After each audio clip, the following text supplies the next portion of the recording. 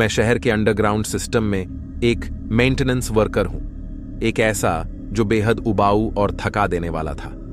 यह आज तक था जब मुझे सुरंगों में घूमती हुई कोई डरावनी चीज मिली।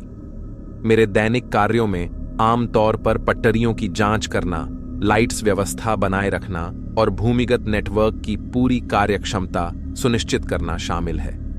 यह एक ऐसा काम है जिस पर अक्सर किसी का ध्यान नहीं जाता।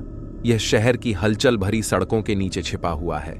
अधिकांश दिनों में वहां एकदम सन्नाटा रहता है, केवल मशीनरी की धीमी गड़गड़ाहट ही मेरा साथ देती है। लेकिन आज का दिन अलग था। इसकी शुरुआत एक सामान्य सुबह की तरह हुई। मैं अपने टूल किट और गुनगुनी कॉफी के थर्मस से लैस होकर भूमिगत स्टेशन पर पहुंचा। मंद रोशनी वाले स्टेशन ने अपने परिचित एकांत से मेरा स्वागत किया। मैं और मेरे सहकर्मी इस भूमिगत दुनिया की खामोशी और अलगाव के आदी हो गए थे। जैसे जैसे मैं सुरंगों में गहराई तक उतरता गया, मुझ पर एक अजीब सी बेचैनी छाने लगी। मैं ठीक से इसे दर्शा नहीं सकता, लेकिन कुछ महसूस हुआ।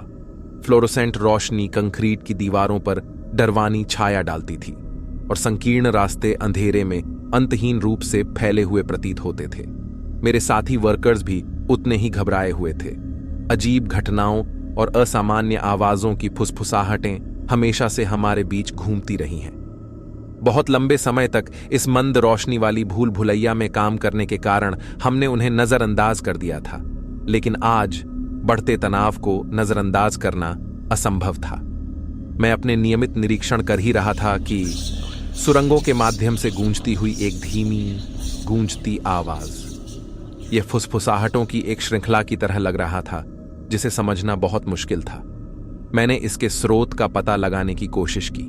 मैं सावधानी से मंद रोशनी वाली सुरंग में आगे बढ़ता रहा।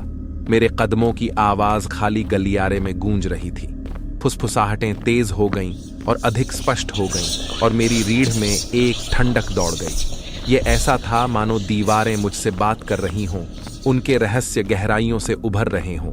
अचानक ओवरहेड लाइटें टिमटिमाती और मंद हो गईं, जिससे सुरंग अंधेरे में डूब गई। जब मैं अपनी टॉर्च को टटोल रहा था तो मेरे अंदर घबराहट फैल गई। मेरी सांसें हांफने लगीं। फुसफुसाहट तेज होती गई और करीब आती गई, और मैं एक अदृश्य उपस्थिति को करीब आते हुए महसूस कर सकता था। मैंने सुरंग के नीचे अपनी टॉर्च चमकाई और जो कुछ मैंने देखा उससे मैं स्तब्ध रह गया। छाया से एक विचित्र आकृति उभर रही थी, एक विशाल आकृति जो अप्राकृतिक तरीके से घूम रही थी। उसके अंग लंबे थे, उसकी त्वचा पीली थी और उसके क्षीण शरीर पर तनी हुई थी। खोखली आंखें मुझे घूर रही थीं, किसी भी भावना से रहित, और एक मुड़ी हुई मुस्कुराहट ने उसके मुंह को विकृत कर दिया।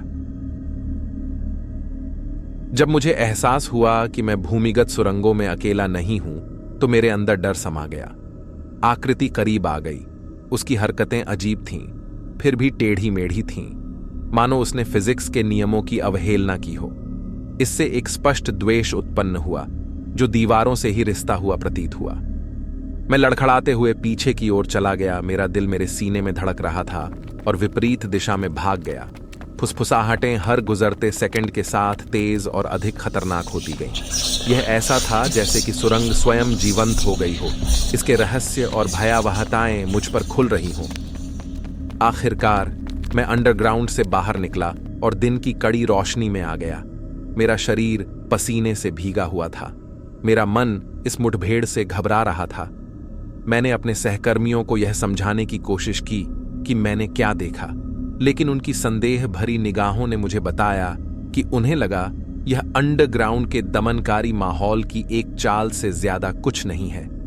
मैं इस भावना से उबर नहीं सका कि मैं किसी प्राचीन और द्वेषपूर्ण चीज से टकरा गया हूं, कुछ ऐसा जो शहर की गहराई में छिपा था।